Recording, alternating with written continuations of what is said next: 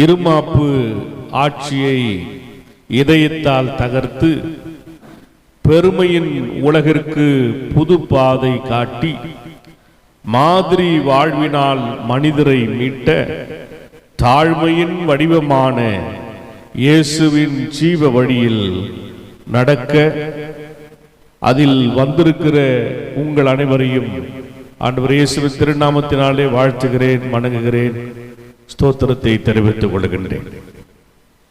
இன்றைக்கு தென்னிந்திய திருச்சபையினுடைய அட்டவணையிலே நாம் தியானம் செய்யும்படியாக கொடுக்கப்பட்டிருக்கிற தலைப்பு அருட்பொழிவு திருப்பணி, ஆர்டைன் மினிஸ்ட்ரி. பெறுவதற்கு அல்ல, பணிவிடையை புரிய அழைப்பு என்கிற ஒரு தலைப்பிலே call to serve not for glory என்கிற தலைப்பிலே நாம் தியானம் செய்ய அழைக்கப்பட்டிருக்கிறோம்.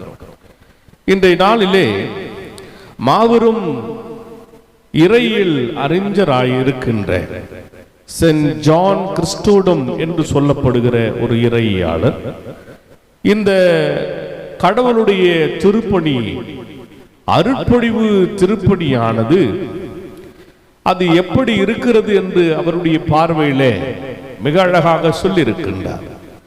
அது பூமியிலே செய்யப்படுகிற ஒரு பணிதான். அருட்பொழிவு வழிபாடு அல்லது அருட்பொழிவு ஊழியமானது பூமியில் செய்யப்படுகிற ஒரு பணிதான். ஆனால் அது பரலோகத்தின் ஒழுங்கமைப்பை கொண்டுள்ளது. அருட்பணி திருப்பணியானது அபிஷேகம் பெற்று ஊழியம் செய்கின்ற ஒரு வாழ்வு ஊழியம். அது உலகில் பார்ப்பதற்கு ஒரு சாதாரண பணியை போன்று இருந்தாலும் அது பரலோகத்தின் ஒழுங்கமைப்பை கொண்டுள்ளது என்று சொல்லி அழகா இந்த தலைப்புக்கு ஒரு விளக்கத்தை இங்கே இறையிலாளர் கொடுக்கிறதை பார்க்கின்றோம். இன்றைய நாளின் அருளுரையிலே உங்களோடு பகிர்ந்து கொள்ளும்படியாக எடுத்திருக்கிற வேத பகுதி அது 1 பேதுரு 5வது அதிகாரம் 1 துவங்கி 4 முடி இருக்கிற 4 திருமொழிகளிலே முதல் 2 திருமொழிகளை உங்களோடு பகிர்ந்து கொள்ள ஆசைப்படுகின்றேன். இந்த பகுதியானது எல்டர்ஸ் ஆர் டு ஷெப்பர்ட் என்கிற ஒரு தலைப்பை கொண்டிருக்கிறது. எல்டர்ஸ் ஆர் டு ஷெப்பர்ட், மூப்பர்கள் மேய்ப்பர்களாக மாறுகின்ற பணி. மூப்பர்கள் மேய்ப்பர்களாக பணியாற்றுகின்ற ஒன்றை இது எடுத்துரைக்கின்றது. இந்த மூப்பர்கள் என்று சொல்லப்படுகிறவர்கள் யார்? இன்னைக்கு நம்ம அண்டர்ஸ்டாண்டிங்ல பைபிள் படிக்கும் போது முதல் வசனத்திலே அது இருக்கா? என்னென்ன இருக்கு? என்னதுங்க? உங்களில் உள்ள மூப்பருக்கு என்று இருக்கு. யாரு அந்த உங்களில் உள்ள மூப்பர்னா யாரு? இங்க இருக்கிற மூப்பர்கள். Very good. அப்புறம் வெரி நைஸ். இப்படித்தான் நம்ம காலகாலமா என்ன பண்ணிட்டு இருக்கோம்? உங்களில் உள்ள மூப்பருக்குன்னா புரிந்து கொண்டு இருக்கிறோம் இல்லையா? இப்போ அந்த மூப்பர்கள் என்று சொன்னால் யார், யாரை குறிக்கிறார்கள்? தமிழ் வேதாகமத்தில் நாம் இதை மூப்பர்கள் என்று படிப்பதினாலே திருச்சபையினுடைய ஒரு முதியவர், ஒரு பொறுப்பில் இருக்கின்றவர், பெருசா அவர்தான் வயது மூப்பில் இருக்கிறவர்கள் என்று நாம் எடுத்துக்கொள்ளலாம், நேரடியா புரிந்து கொள்வோம். ஆனால் அது அவ்வாறு அல்ல. இதன் பொருளை அறிந்து கொள்ள வேண்டும் என்று சொன்னா the structure of the church, திருச்சபையினுடைய கட்டமைப்பை நம்ம தெரிந்து கொள்ள வேண்டிய அவசியம் இருக்கு. ஒரு சர்ச்சுக்கு ஒரு ஸ்ட்ரக்சர் இருக்கு இல்லையா? ஒரு திருச்சபை என்று சொன்னால் அதற்கு ஒரு கட்டமைப்பு ஒன்று இருக்கிறது. அந்த கட்டமைப்பு எப்படியா இருக்குதுன்னு சொன்னா வெறும் நிர்வாக அதிகாரத்தை அடிப்படையாக கொண்டது அல்ல. not based on the bureaucracy, நிர்வாகத்தின் அடிப்படையில் இருப்பது அல்ல, மாறாக அது கிறிஸ்துவின் சரீரத்தின் ஒழுங்குமுறையை கொண்டது. எப்படி ஆண்டவருடைய சரீரமா நம்ம இருக்கிறோம்னு சொல்றோம் இல்லையா?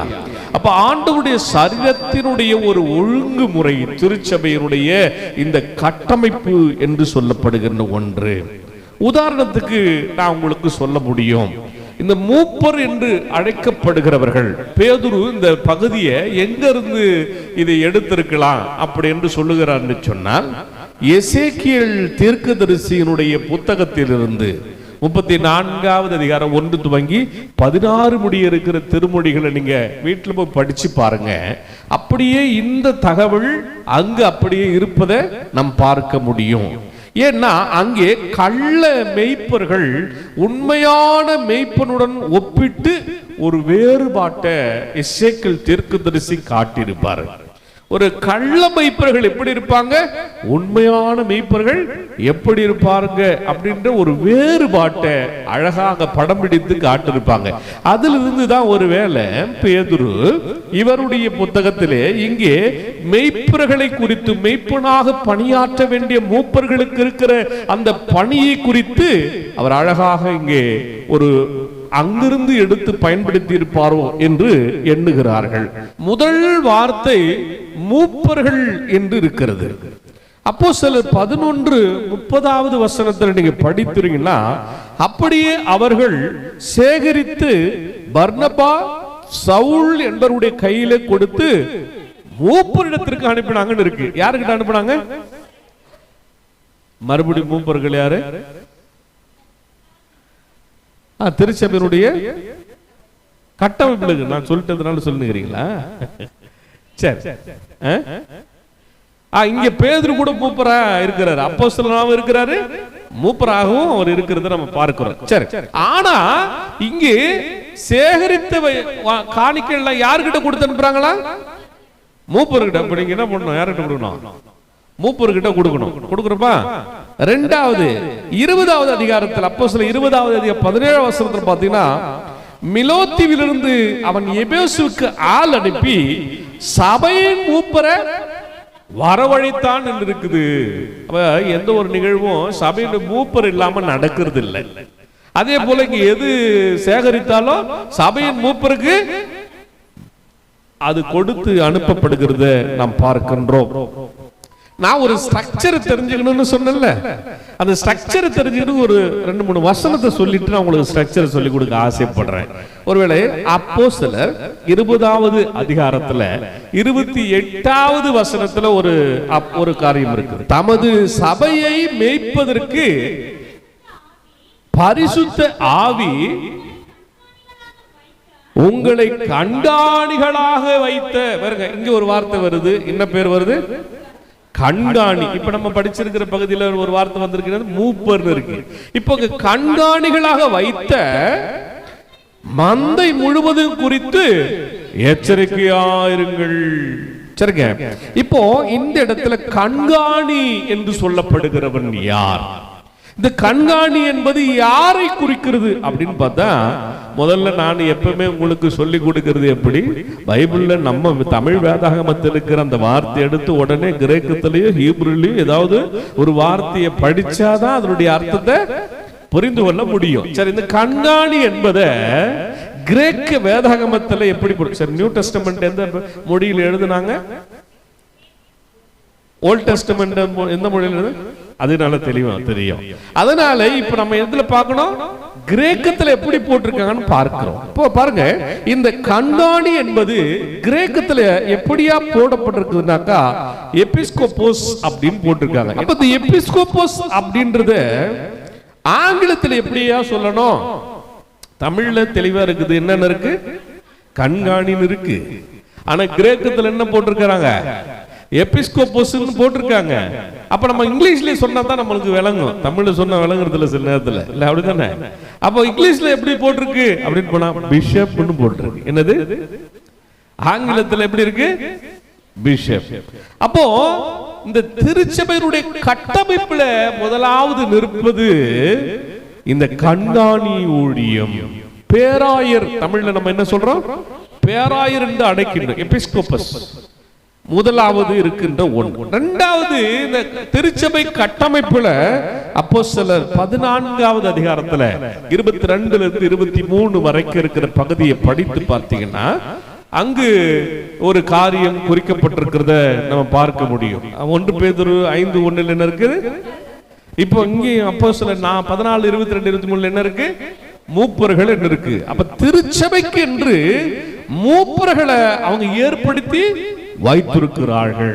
சரிங்க, இந்த மூப்பர்கள்ன்றத நான் ரொம்ப நேரமா கேட்டுக்கிறேன், யாரு யாருன்னு கேட்டுக்கொண்டு இருக்கிறேன் இல்லையா? ஆனா நம்ம என்ன பண்றோம், மூப்பர்கள்னா மூப்பர்கள்னு சொல்லி இருக்கோம். ஆனா என்ன பண்ணணும், நம்ம திரும்ப எங்க போனோம், கிரேக்க வேதாகமத்தில் எப்படி போட்டிருக்காங்க அப்படின்னு பார்க்க வேண்டும். அங்க என்ன போட்டிருக்காங்கன்னா PRES BYT ROUS பிரிஸ்பிட்டரோஸ் அப்படின்னு போட்டிருக்காங்க. என்னது பிரிஸ்பிட்டரோஸ்? எங்க வீட்டுக்கு வந்தீங்கன்னா, எத்தனை பேர் எங்க வீட்டுக்கு வந்திருக்கீங்க? எங்க வீட்டுக்கு வந்தீங்கன்னா எங்க வீட்டில் ஒரு போர்டு வச்சிருக்கிறேன். எதுக்கு சொல்றேன்னா, அட்லீஸ்ட் அப்படின்னா வந்து பாப்பீங்கன்றதுக்காக சொல்றேன்.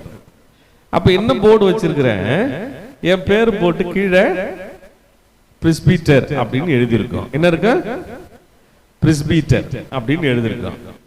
அது வந்து பிரிஸ்பீட்டர்ன்றது கிரேக்க மொழி, சரியா? பிரிஸ்பிட்டரோஸ் அப்படின்றது கிரேக்க மொழி. ஆங்கிலத்தில் எப்படி போட்டிருக்காங்க அது நம்ம பார்க்கணும்ல, பிரீஸ்ட் அப்படின்னு போட்டிருக்காங்க, மத குரு. ஆங்கிலத்தில் எப்படி பிரீஸ்ட்னு போட்டிருக்காங்க. தமிழ்ல நம்ம என்ன சொல்றோம், ஆயர்னு சொல்றோம். இப்ப புரியுதா உங்களுக்கு? இந்த இடத்திலே பிரிஸ்பிட்டரோஸ் மூப்பர்கள் என்று சொன்னால் மதகுருவை அல்லது பிரிஸ்பிட்டரோஸ் என்ற பிரிஸ்பீட்டர் சிஎஸ்ஐ ஐயர்கள் எல்லாம் என்னன்னு சொல்றோம், பிரிஸ்பீட்டர் தான் சொல்லுவோம்.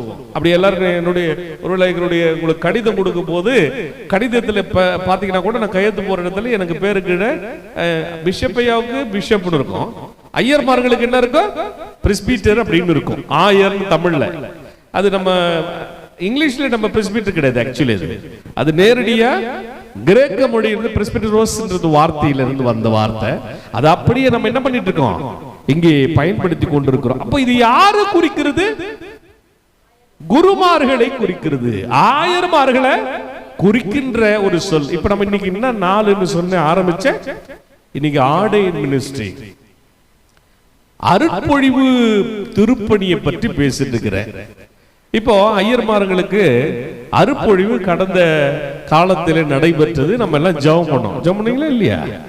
எதுக்காக ஜெபம் பண்றீங்கன்னா, இந்த அருட்பொழிவு ஊழியமானது அதுக்காக அவங்க வாழ்க்கையை ஆண்டவருக்கு அர்ப்பணித்து இந்த ஊழியத்திற்கு நின்று முழுவதுமாய் தங்களை அர்ப்பணித்து அவர்கள் இந்த ஊழியத்துக்கு வருகிறார்கள். சரியா? கடவுளுடைய பணியை மாத்திரம் செய்கிறவர்கள் இல்லையா? அப்போ இந்த இடத்துல இந்த பிரிஸ்பிட்டரோஸ் என்று அழைப்பது நாம் இதுவரையில் படித்துக் கொண்டிருக்கிற மூப்பர்களை குறிக்கின்ற ஒரு வார்த்தையாக இருக்குது. இன்னொரு வார்த்தை நான் சொல்றேன், சர்ச்சினுடைய அமைப்புல கட்டமைப்பில் இருக்கிற மூன்றாவது நிலை 1 தீமோத்தேயு 3வது அதிகாரத்துல வீட்டுல படிக்க, இங்க படிக்காதீங்க. அதுல ஒரு வார்த்தை இருக்கு, கண்காணி இல்ல, அதுல ஒரு உதவிக்காரன் ஒரு வார்த்தை இருக்கும். இருக்கா? உதவிக்காரன் இருக்கும். இப்போ உதவிக்காரர் அப்படின்றத கிரேக்கத்துல எப்படி போட்டுக்கிறான், டயகோனோஸ் அப்படின்னு போடுவாங்க. DIAKONOS டயகோனோஸ் அப்படின்னு போட்டிருப்பாங்க. அப்படி டயகோனோஸ் அப்படின்னா இங்கிலீஷ்ல அதை டீக்கன்னு சொல்லி சொல்றாங்க. அப்படின்னா டீக்கன்னா உதவி ஆயர். அப்ப ஒரு ஐயருக்கு முதல்ல அருட்பொழிவு ஆர்டினேஷன் கொடுக்கும் போது ஃபர்ஸ்ட் ஸ்டெப் என்னென்ன ஆர்டினேஷன் கொடுப்பாங்க, டீக்கன் ஆர்டினேஷன், உதவி ஆயராக அருட்பொழிவு கொடுப்பார்கள். அதுக்கு அப்புறம் தான் பிரிஸ்பிட்டர் ஆர்டினேஷன், அதுக்கு அப்புறம் தான் பேராயரா கான்சிக்ரேஷன். அது ஆர்டினேஷன் சொல்றது இல்ல, அது கான்சிக்ரேஷன் என்று சொல்வார்கள். சரியா? இதுதான் நம்முடைய திருச்சபையில் இருக்கின்றதான ஒரு கட்டமைப்பு இருக்கிறத நம்ம பார்க்கிறோம். அப்போ இங்கே நாம் இதுவரையிலும் இந்த ஒரு வார்த்தையை தான் பார்த்துட்டு இருக்கிறோம். இந்த மூப்பர் என்பது யார்? மூப்பர்னா யார் சொல்லிட்டு இருக்கோம், ஆயரை குறித்து சொல்லப்படுது. ஆர்டைன் மினிஸ்ட்ரி இல்லையா? அப்ப அந்த ஆர்டைன் மினிஸ்ட்ரி, அந்த அருட்பொழிவு ஊழியத்துல மிக முக்கியமா இன்றைக்கு நாம் பார்த்து கொண்டிருக்கிறது இந்த மூப்பர் ஊழியம். ஆனா அநேக திருச்சபைகளில லே பர்சனை மூப்பர் என்று அழைப்பாங்க. இண்டிபெண்டன்ட் சர்ச்சஸ் அதெல்லாம் பாத்தீங்கன்னா சர்ச்சில் ஒரு மூப்பர் வச்சிருப்பாங்க. அவர் மூப்பர் திருச்சபைக்கு மூப்பரா வச்சிருப்பாங்க. அவங்க டைரக்டா தமிழ் அப்படியே வச்சுக்கிறது. மூப்பர்னா பெரியவங்க, அவங்க திருச்சபை நடத்துறவங்க அப்படின்னு நேரடியா அவர்கள் வைத்திருப்பதை நம்ம பார்க்கிறோம். ஆனால் இங்கே பேதுரு தன்னை எப்படி அறிமுகம் செய்கிறார் பாருங்க, ரொம்ப முக்கியமானது. அந்த முதல் வசனத்திலேயே அவர் எப்படி அறிமுகம் செய்கிறார்னா, உடன் மூப்பர் என்று அழைக்கின்றார்.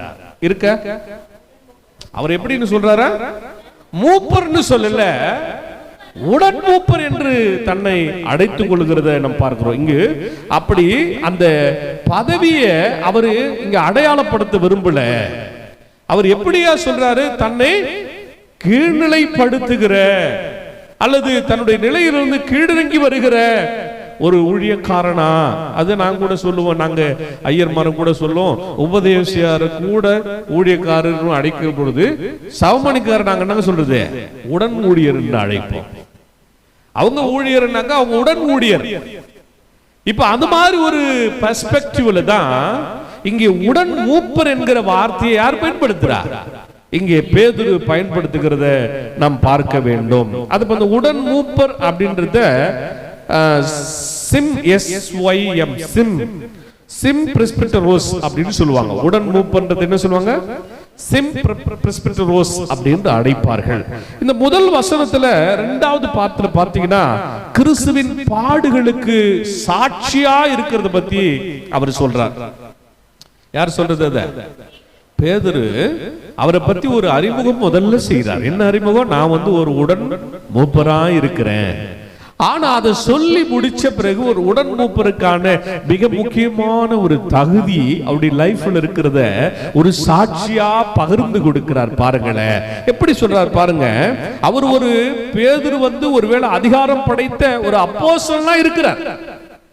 1 பேதுரு 1:1 வசனத்துல எடுத்ததுமே அப்படிதான் அதை பதிவு செய்திருக்கிறாங்க. இருக்கா இல்லையா? என்ன இருக்கு?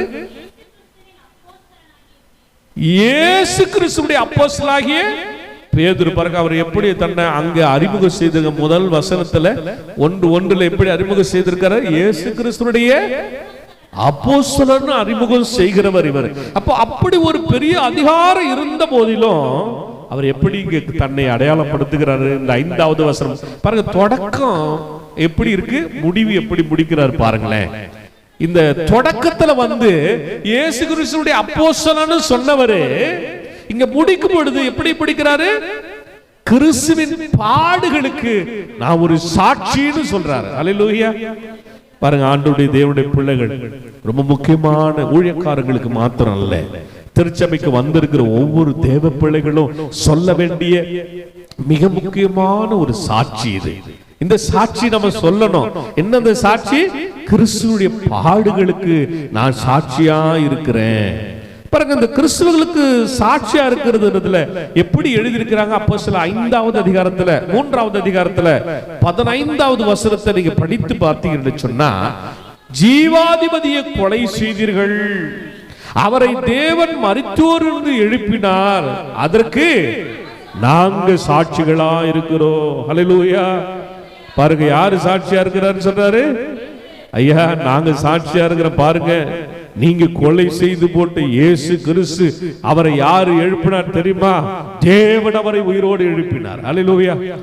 வாழ்க்கையில எந்த சூழ்நிலையில விழுந்து போய் இருந்தாலும், ஒருவேளை எல்லாமே இல்ல, நான் முடிஞ்சு போச்சு நிலையில நீ இருந்தாலும், உன்னை எழுப்பி நிற்க வைக்க தேவன் உன்னோடு கூட இருக்கிறார் என்பதற்கு இந்த மனிதனுடைய வாழ்வு நமக்கு பாடத்தை கற்றுக் கொடுக்கிறது.